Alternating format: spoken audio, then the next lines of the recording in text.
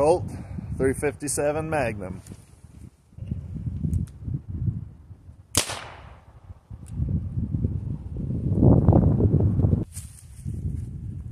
Hey guys, gun lover here. Hope you're doing well today. Thanks for tuning in.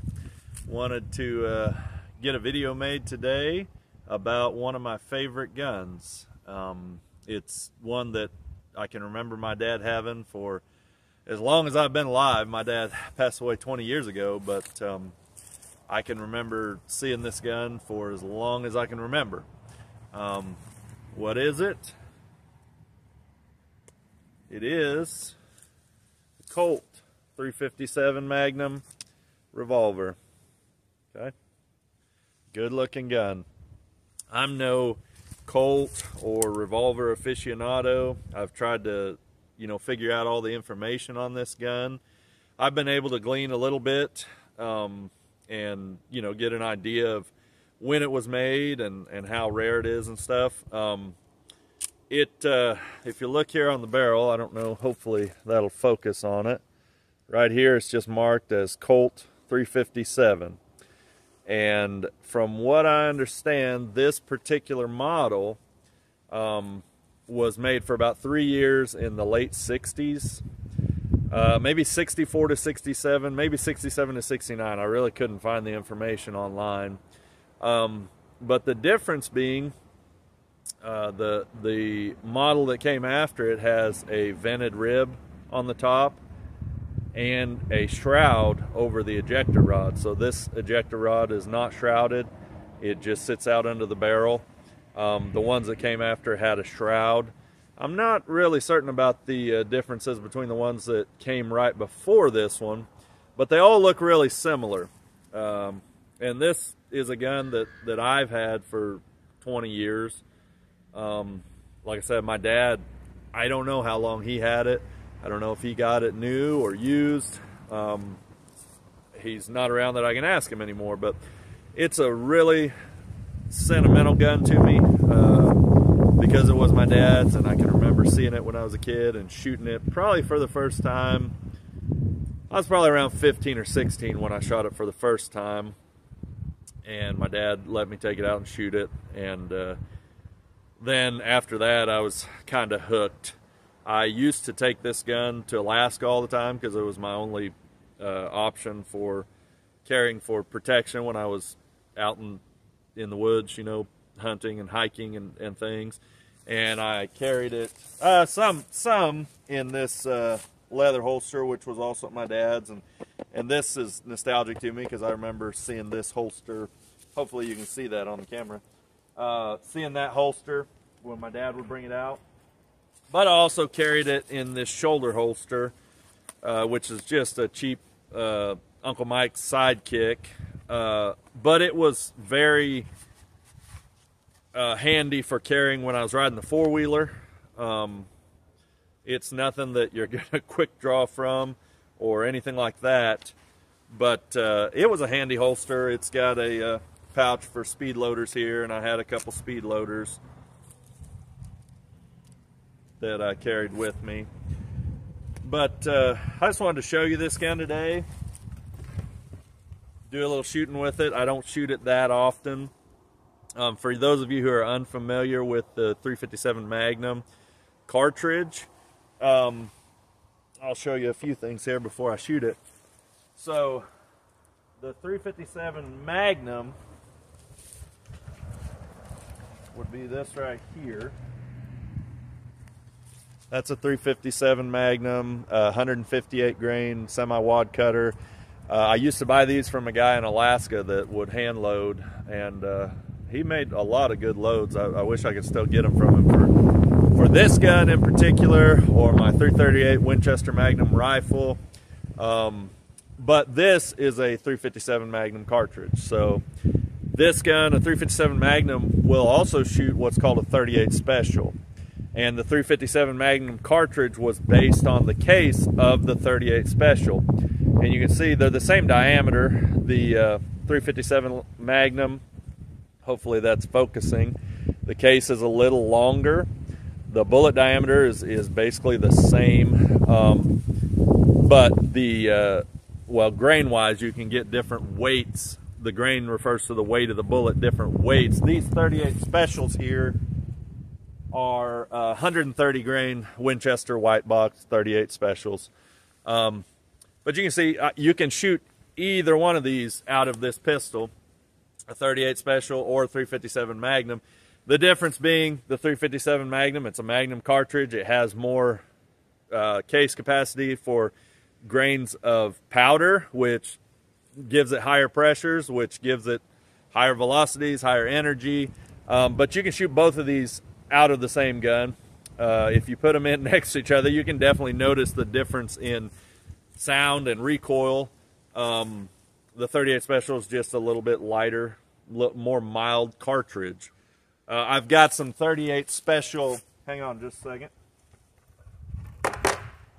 Got some Hornady Critical Defense 38 special plus P's. And you can see there, the case length is about the same as the other, but these are loaded a little bit hotter, which is what the plus P designates. And the bullets in those are the 38 special I showed you before is a full metal jacket and doesn't really expand. Those Hornady Critical Defense are a hollow point, and they're designed to expand, and being a plus P, they have a little bit higher velocities. Not as much as the 357 Magnum, though. So that's just a little bit of education about the cartridge itself. You can shoot either out of this 357 Magnum. Now, in a revolver that's chambered for 38 special, only you don't want to shoot 357 Magnums because the pressures are too high, and the case length is a little longer. That could come into play. Something of note is that the 38 special 357 Magnum 9mm, which is what I have right here, which is what I normally carry, or even the 380, are all really close to the same diameter. I think the 9mm is a .335 diameter, or 355, I'm sorry, and the 357 Magnum is .357. But you can see the difference in case length there. This is a Magnum cartridge, so of course it's going to be more powerful. But they're really close to the same diameter. In fact, they make some revolvers, this is not one of them, that you can shoot 357 Magnum, 38 special, 9mm. You may have to change the cylinder on those. I don't have one, so I can't tell you for sure. But they're all really close to the same diameter. This right here is 124 grain bullet that refers to the weight, and this one's 158 grain. So this one is quite a bit heavier bullet-wise, and this one's going to have more velocity, more muzzle energy, more knockdown power. So that's just an interesting fact if you didn't know that. Okay, so getting back to the gun itself, the gun itself is what's called a revolver. So that means it has a revolving cylinder. There's no one behind the camera. It's on a tripod. But you can see a semi-automatic pistol has one chamber, and it has a slide or a bolt that will continually actuate bullets into that single chamber. As the firing pin hits it, the explosion causes a slide to come back and chamber another bullet. A revolver, actually this one in particular, has 6 chambers. So this cylinder has 6 chambers where the bullets go. And then, you know, they line up with the barrel. Each cylinder, as you work the action, will line up with the barrel so that when you fire, that cylinder is in line with the barrel and the bullet can go out the barrel. This particular revolver has what's called a single action or a double action trigger. So what that means is if you were to fire this gun with double action, it's got a real heavy trigger pull, but as you, and I showed you, you can see the cylinders are empty. Double action, as you pull the trigger back, it pulls the hammer back. When you get to the end of that trigger pull, it lets the hammer go, which hits the firing pin, which hits the primer in the casing, and fires the bullet out the barrel. So that's double action. So it's a back and forth action. It's a long trigger pull. It's heavy. But this one also has what's called single action, which means you can cock that trigger back, and it's a much lighter trigger pull. And if you cock it back, the trigger stays basically stationary until you, see, I'm not holding that back, until you pull it, and it's a much lighter pull, and it lets that hammer go forward. The hammer hits this firing pin, which is mounted in the frame, and the firing pin, if you can see, is right in here. And let me see if I can push that forward. You can hopefully see the pin sticking out there. That hits the primer in each bullet. So that's a double action, single action revolver. This isn't really what you'd call a cowboy action revolver, which most of those are single action only.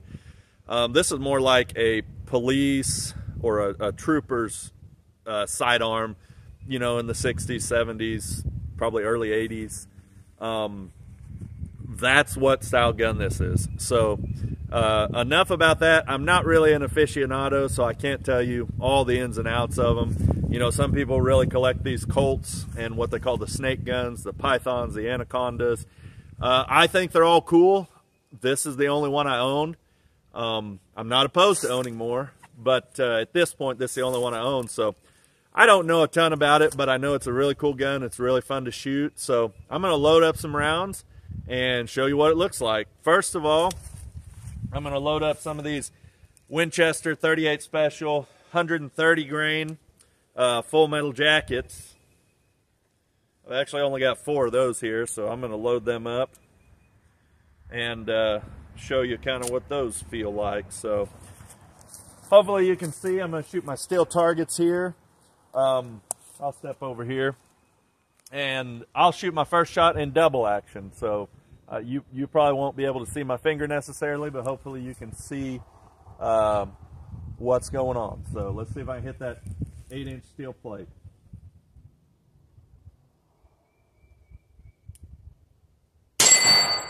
There we go. Double action. That was 38 Special. So one thing of note that you'll want to know about shooting a revolver is you don't want to put your fingers in front of this cylinder. So if you're shooting a pistol, you might have your finger up here on the frame. With a revolver, you don't want your fingers in front of that cylinder, because some of those gases escape to the side, and they can and will burn you. So when you're gripping a revolver, it's best to keep your thumbs back here. I don't shoot a lot of revolvers, so it's not real natural to me. I'm not going to do any speed draws from the holster for sure. But that's just something to note if you've never shot a revolver before. So let's see what else we can do. I'm going to go for the bowling pin. This time I'm going to go single action, a lot lighter trigger pull. I'm going to hit this bowling pin right here. Whoops. There we go. Okay, that was my 4. All right, so I know hard to tell from the video, but those are pretty light recoiling, especially in a large frame gun like this. And 38 Specials, no one wants to get shot by one, but they have a lot less energy and recoil than a 357 Magnum. So I'm going to load up some of the 357s.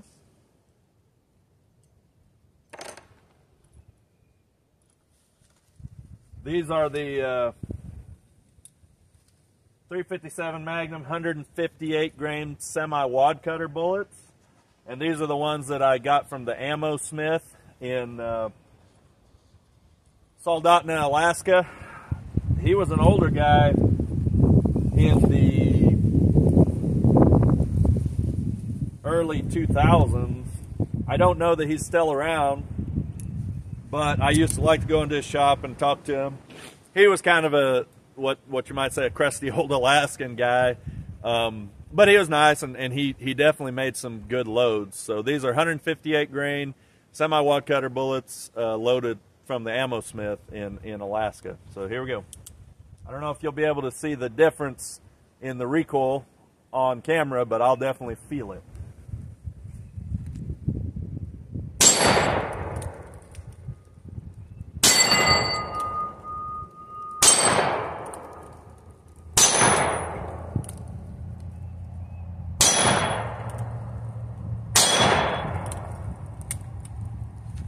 yeah, I can definitely feel that difference. You can probably see the difference in the targets moving. So 357 Magnum definitely hits a little harder, and those are 158 grain bullets as opposed to 130. All right. Put those there. So I just wanted to show you guys, you know, one of my favorite guns. I'm going to take a few more shots. You can see I brought a gallon of water. I'll show you what it does to that. I'm going to pull the camera off the tripod real quick and show you some of these different rounds that I have.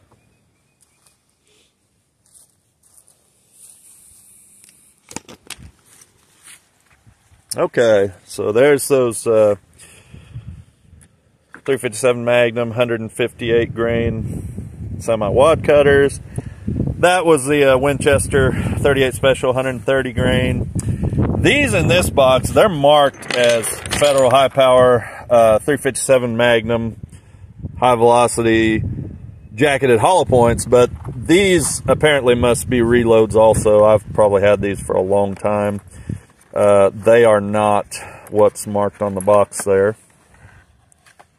but they are a 357 Magnum. Let's see if I can get them out of here. There we go. And these are a full metal jacket. They're not a hollow point. So, but I've also got these Remington, which are 357 Magnum semi-jacketed hollow points. They're some 125 grain, so they're a little lighter, but they're a jacketed or semi-jacketed hollow point. Show you one of those. There's that one. You can see it's got a copper jacket that goes about halfway up, and it's a lead hollow point. So then here's these Hornady Critical Defense 38 Special Plus Ps, and they have this tipped hollow point expanding bullet. And then I've got these, those are basically the same kind of thing, just a 158 grain solid. Well, they're not solid. And then I've got these Fort Scott Munitions 38 Special Plus P TUIs. So that's a tumble on impact. It's a copper solid that's designed not to expand, but to tumble on impact, which creates more damage to whatever you're shooting. If whatever you're shooting is made of flesh or water. So I've got this gallon water jug here. I'm going to set it up and give it a shot and let you see what that looks like. All right, guys, I got my water jug set up there by the tire. I've loaded in some of these Remington 125 grain semi-jacketed hollow points, and I'm going to hit the steel. First, I'm going to hit the water jug, show you what that looks like, and then with the other 5 rounds I will hit the steel with. So here you go. Colt 357.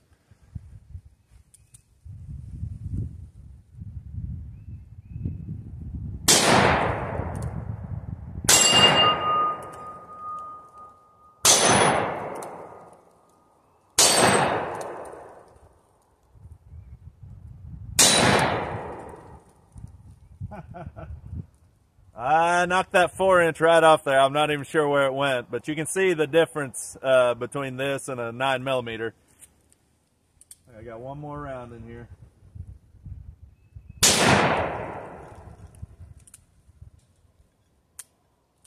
Yep, that was it.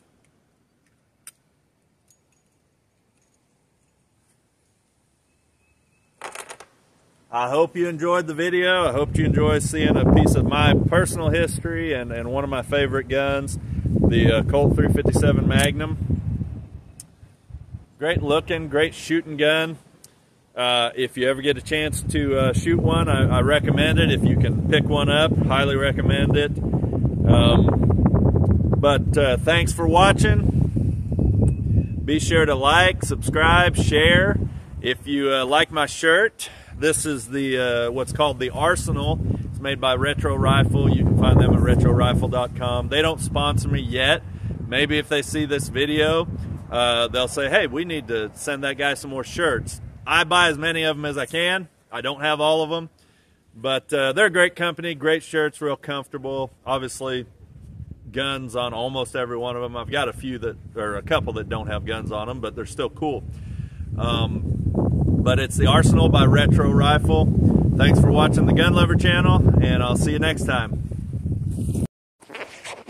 Hey guys, what's up? So, here's what happened.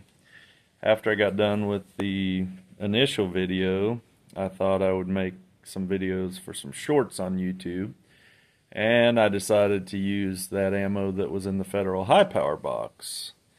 I don't know where those came from. I can't remember. Might have got them from my dad. I really don't know.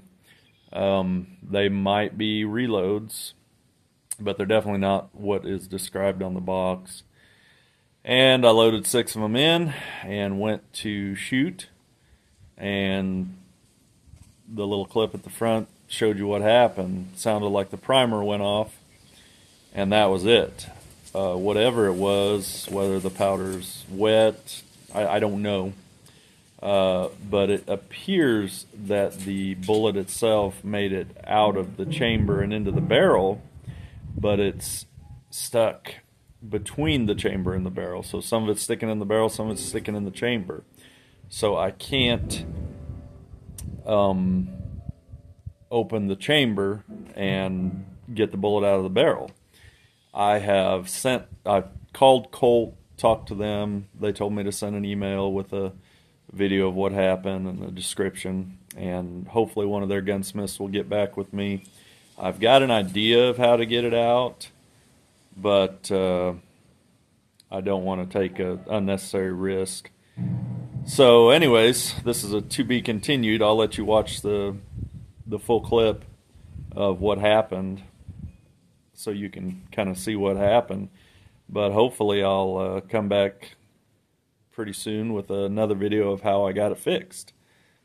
It was kind of a messy situation, because when you pull that trigger and it doesn't go off, you could have a hang fire. It could fire at a later time, and so you want to keep it pointed in a safe direction.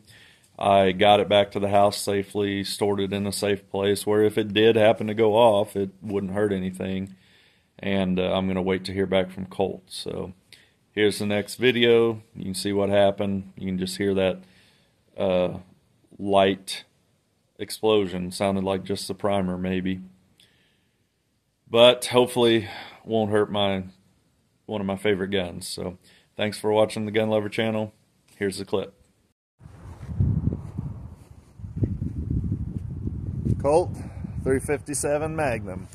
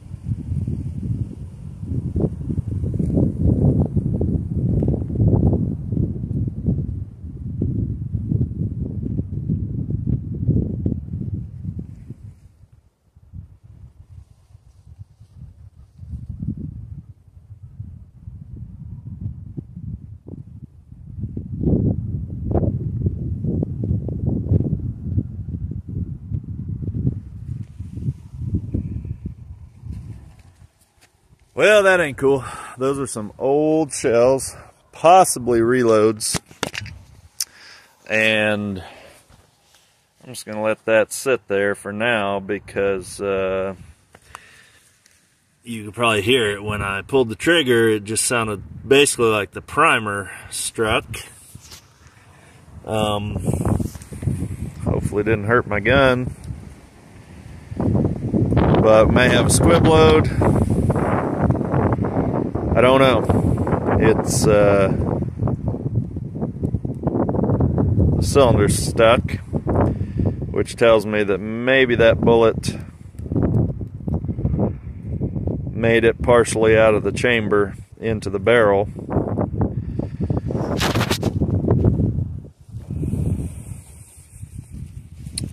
And I want to keep this pointed in a safe direction. Something of note to remember is if you ever have that issue, keep it pointed in a safe direction, because you could have a hang fire. You definitely want to keep it pointed in a safe direction and make sure that barrel's clear before you try to fire another round. Right now, this one's locked up. So that tells me that the bullet may have escaped the casing, but not made it through the barrel.